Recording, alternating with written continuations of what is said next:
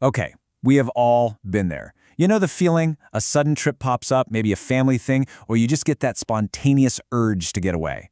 But then comes the problem, right? Booking a flight at the last minute feels like you're just setting your money on fire.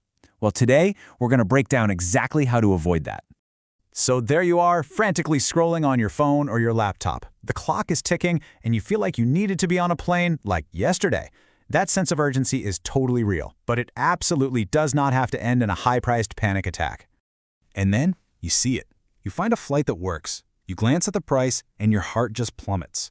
It literally feels like every time you hit the refresh button, the fare jumps another $100. You feel completely cornered. Yeah, we call this the last-minute price panic. But here's the thing. That feeling of being trapped, it's pretty much an illusion.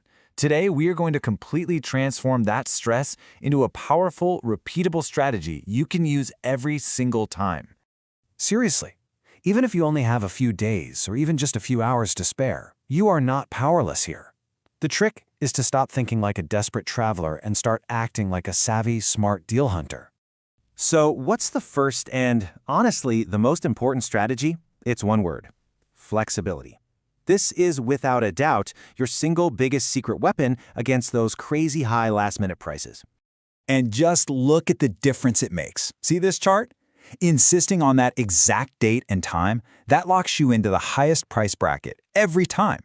But just being open to leaving a day earlier or maybe coming back a day later. Wow, the savings can be absolutely massive. In this game, flexibility is basically currency. So what does being flexible actually look like in practice? Well, it means hunting for flights on a Tuesday or Wednesday. Those are historically the cheaper days to fly. It means embracing those super early morning flights or those late-night red-eyes that most other people try to avoid. And pro tip, it means using the whole month view on search sites to instantly spot the absolute cheapest days in a calendar. It's a game changer. Now, being flexible doesn't mean you have to do all this work by yourself, scrolling for hours. Nope, it's time to master the search tools and let their super powerful algorithms do all the heavy lifting for you. Let's just focus on 3 essentials. First, Google Flights. It's fantastic for its calendar view that shows you prices across an entire month at a glance.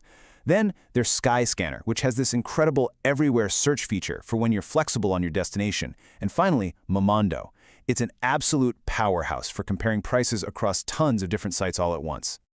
All right, let's bust a huge myth. You've probably heard it a million times. You have to book your flights on a Tuesday. You know what? With today's technology and dynamic pricing, that is completely obsolete. Deals pop up 24/7. So when's the best time to book? It's simple. It's when you find a price that you're happy with. That's it. Don't wait around for some magic day of the week. And listen, don't get overwhelmed trying to use 10 different websites. The key is to just pick 1 or 2, really get to know their features, and this is the most important part, set up price alerts for your route. That way the deals come directly to your inbox. You do the initial hunt, then you let the technology keep an eye out for you. Okay, on to our third strategy. This one requires a little bit of creative geography. It's all about unlocking hidden routes by thinking beyond just the most obvious airport. You know, a lot of big cities are served by more than one airport. And these alternate, often smaller airports, they're frequently hubs for budget airlines and can offer way cheaper fares than the big international hubs. So from now on, always make sure you check that little Include Nearby Airports box when you search. It can save you a fortune. And hey, let's take that idea a step further. What if you could fly into a city that's maybe an hour away and just take a cheap bus or train to your final destination? I mean, sometimes a $50 flight plus a $10 train ticket is going to easily beat a $300 direct flight. You have to look at the total cost of the journey, not just the flight itself.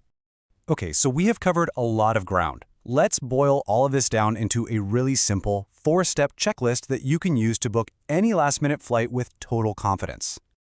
Here it is.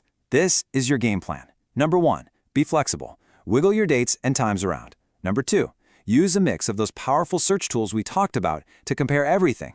3, always check for alternate airports. And number 4, let technology do the work for you by setting those price alerts. That's it. That's the formula. So there you have it. By turning that initial panic into a solid plan, you've just unlocked a whole world of last-minute possibilities. Your only question left is, where's that spontaneous trip going to take you?